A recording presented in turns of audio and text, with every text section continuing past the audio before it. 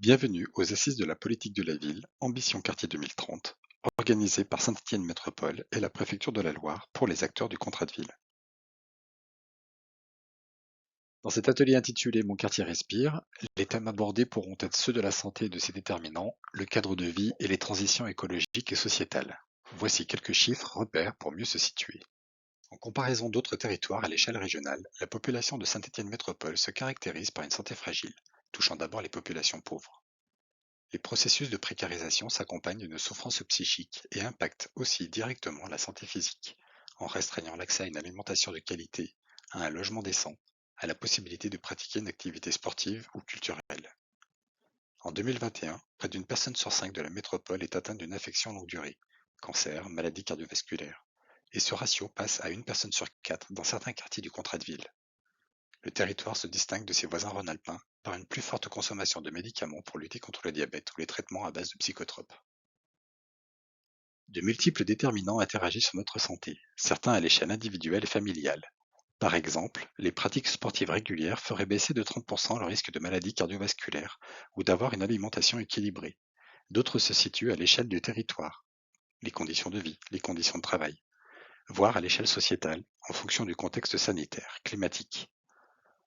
Une étude internationale a montré que l'hérédité ne détermine que 5% de notre état de santé et l'accès aux soins l'impacterait de 15%, bien loin des 45% attribués aux facteurs socio-économiques comme l'accès à l'emploi, les revenus, l'accès à une alimentation de qualité, l'accès à la culture ou encore avoir des contacts sociaux et familiaux réguliers. Afin de répondre aux besoins de la population, une offre de soins ambulatoires et hospitalières de qualité doit être proposée. L'accès rapide aux hôpitaux de la métropole permet à la population de bénéficier des soins hospitaliers de haut niveau. L'offre en médecins généralistes fait apparaître un ratio de 100 pour 100 000 habitants, supérieur dans la métropole que dans la région Auvergne-Rhône-Alpes.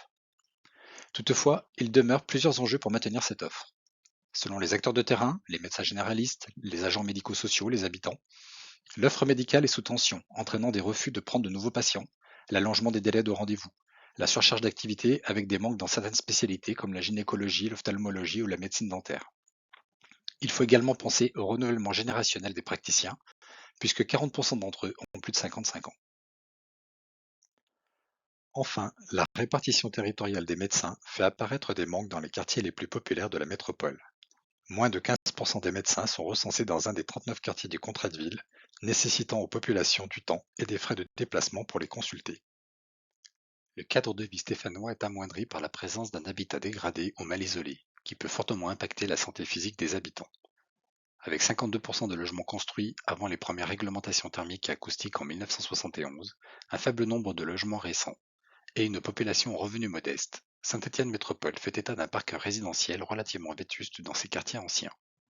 Le parc privé, en particulier, présente une forte vacance résidentielle plus importante que dans le parc social qui se montre lui plus attractif ces dernières années grâce aux opérations de rénovation qui ont été entreprises dans certains quartiers. Le desserrement résidentiel vers les communes de périphérie et la dégradation de l'habitat ancien sont des facteurs explicatifs de cette vacance. Pour la résorber, les pouvoirs publics mettent en œuvre différents outils comme les programmes de renouvellement urbain à destination des QPV, des opérations programmées d'amélioration de l'habitat en renouvellement urbain, les projets d'intérêt généraux ou MaPrimeRénov' pour l'habitat privé. Dans les quartiers QPV, le taux de vacance des logements atteint en moyenne 20%, mais des écarts de 3 à 33% peuvent apparaître d'un quartier à l'autre en fonction des opérations de réhabilitation qui ont eu lieu ou sont à venir dans les quartiers. Par ailleurs, 41% des logements sociaux de la métropole sont concentrés dans les 39 quartiers du contrat de ville. Ce parc de logements anciens et potentiellement dégradé a un impact sur l'efficacité de l'enveloppe thermique des bâtiments qui le composent. Certains de ces bâtiments classés au-delà de la lettre F lors des diagnostics de performance énergétique sont considérés comme très énergivores. Ainsi, ils risquent d'augmenter le montant des charges pour les résidents. 16% des ménages de Saint-Étienne Métropole sont en situation de précarité énergétique à cause de leur logement. Si l'on ajoute les ménages qui cumulent à la fois des difficultés financières liées au logement, mais aussi pour leur déplacement, c'est près d'un ménage sur 4 qui se retrouve en situation de précarité énergétique. Les coûts de l'énergie liés à la mobilité apparaissent comme un frein pour les ménages les plus modestes.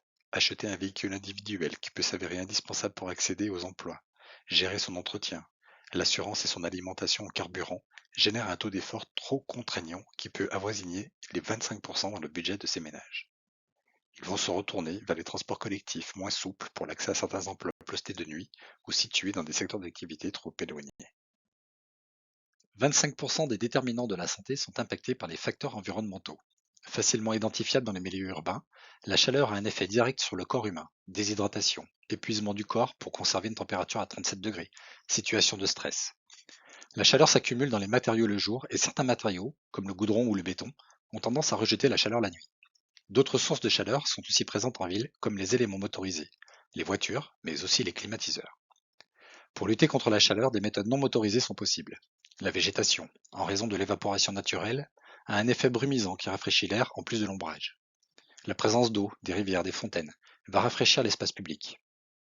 La couleur claire et le choix des matériaux moins accumulant de la chaleur comme le bois. Enfin, travailler sur les formes urbaines pour aider à la ventilation des espaces publics et des logements avec un système de double orientation pour bénéficier d'une pièce plus fraîche à différents moments de la journée. Autre nuisance environnementale, le bruit. Il existe plusieurs sources d'émissions de bruit néfastes pour la santé, mais les plus importantes dans les milieux urbains sont les grandes zones d'activité économique et surtout les voiries structurantes. Dans Saint-Étienne Métropole, ce sont près de 85 000 personnes qui sont exposées quotidiennement à des sources dépassant les 60 décibels. La répartition spatiale des ménages en fonction de leurs revenus montre que ce sont les populations les plus précaires qui logent le plus près des grands axes routiers. Il existe trois types de mesures pour limiter l'impact du bruit en zone urbaine. Tout d'abord, éloigner les populations des sources, puis diminuer les sources, en diminuant la vitesse du trafic routier par exemple. Enfin, protéger les habitations par une meilleure isolation phonique. On rappellera également que la circulation routière est aussi responsable d'une grande partie de la pollution aux particules fines. Ces dernières génèrent 230 décès chaque année dans la métropole.